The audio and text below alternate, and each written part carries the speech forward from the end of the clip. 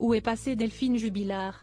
Si est-il la question qui reste pour l'heure sans réponse, depuis la nuit du 15 au 16 décembre 2020, date à laquelle la mère de famille a disparu. Après plusieurs mois d'enquête et de recherche, même si les enquêteurs n'ont aucune trace de l'infirmière, le mari, Cédric Jubilard, a été mis en examen et placé en détention provisoire pour le meurtre de son épouse. C'était en juin 2021.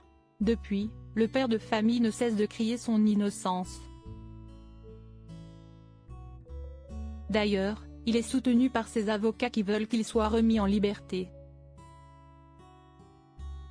Si est-il la raison pour laquelle, selon les informations de France Bleu, ils vont déposer une nouvelle demande de remise en liberté de leur client. Il s'agira de la 7e. Cette demande devrait être formulée au tout début du mois de février 2023. Pour muscler cette nouvelle tentative, les hommes de loi attendent le rapport de la justice sur un logement qu'un ami a proposé à Cédric Jubilard. Un appartement dans une maison très loin de Cagnac-les-Mines, dans un autre département de Midi-Pyrénées, a insisté un des 3 avocats du Tarnais, Alexandre Martin.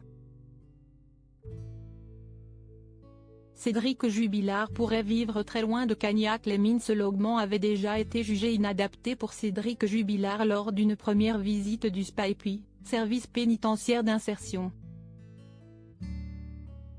Une seconde visite a été ordonnée par le juge des libertés et de la détention.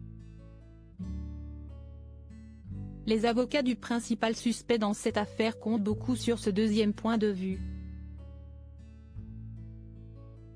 Jusqu'à présent, toutes les autres demandes de remise en liberté ont été refusées avec comme principale raison, la préservation des indices et la poursuite de l'enquête.